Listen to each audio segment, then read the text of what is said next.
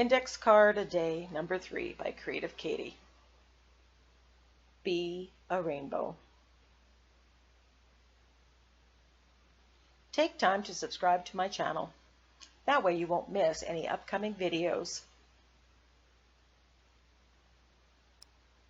So I'm starting with a index card, my version of the index card, which is actually the old flash card, and I'm applying a layer of black gesso, just like index card number 2. And I'm using Tim Holtz's stencil, and I'm taping it down. So I'm doing very similar to number 2, but I am changing it up just a little bit. So again, I'm applying the white gesso, and I'm going to use a blending tool. Now I have some the felt pads that I've used for quite a while with my dilutions paints and other things. They've gotten kind of crusty, so I've cleaned them the best I can, and I'm using them with my acrylic paints. So because I don't need it to be so soft and perfect for this. So I'm just applying the gesso, the white gesso, to the card. And I am not too careful to make sure that it's perfectly the same everywhere. I want it to be lighter and darker. I want little bits of black to be showing through, and more opaque in some areas, which is why you see me touching it up with my fingertips. So after cleaning my stencil and drawing my index card, you're going to see me reapply the stencil. And I'm not too careful putting it back on. And that's okay. I like the effect that that gives. So I'm getting my dilutions paints out in the color of a rainbow,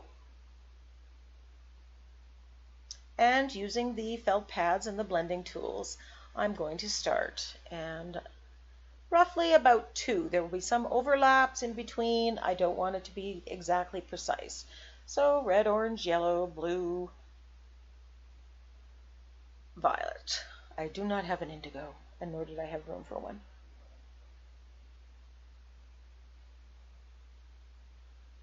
So again, I'm building up layers, making it more opaque as I go. And the blending tool makes it very easy not to get the seepage under the stencil.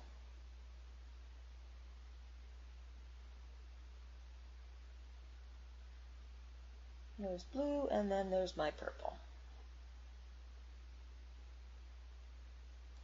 Just touching up some areas and blending a little bit more.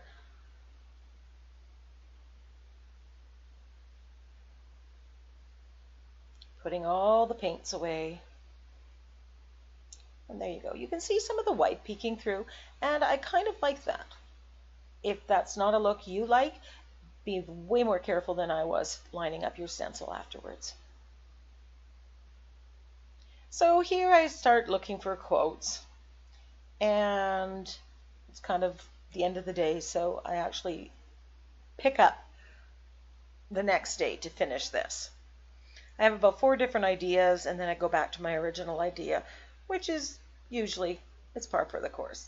So if you go to Pinterest, like I'm there, and just type in under there rainbow quotes or sunshine quotes, you will get a whole variety and then can pick.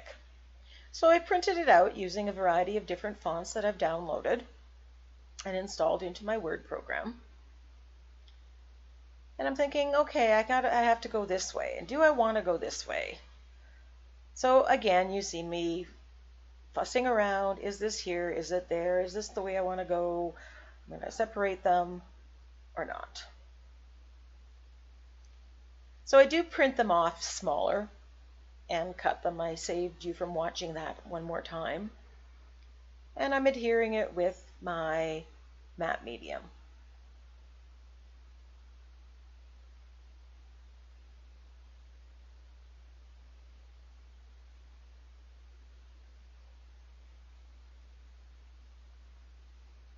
If you want more information about the index card a day, please check out daisyyellowart.com for all the details.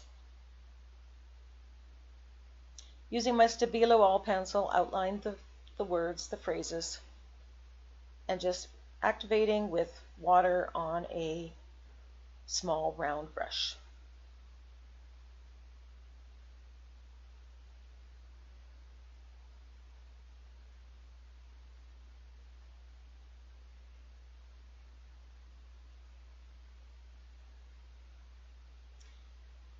I get out my Uniball Signo white, which is not permanent, as you can see, so the good news is you can erase it if you make a mistake.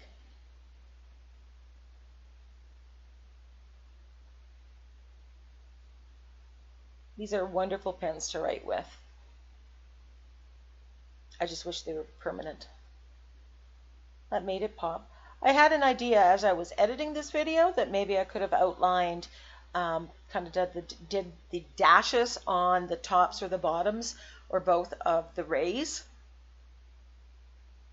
But since I had splattered with white paint with some iridescence mixed in, that would be too much. Kind of an either or thing. I think next time I might try doing the line work. I should have left well enough alone. I seem to have gotten a lot of blobs on this one. Since I had a lot of white paint, I grabbed some jelly prints and I'm just splattering them. And these will be used on future projects. In fact, I can tell you now they're used on the next couple of ICAD projects. And there's the finished index card. Be a rainbow in someone else's cloud. And a close-up. Thank you again for watching. Don't forget to leave a comment. See you for number 4.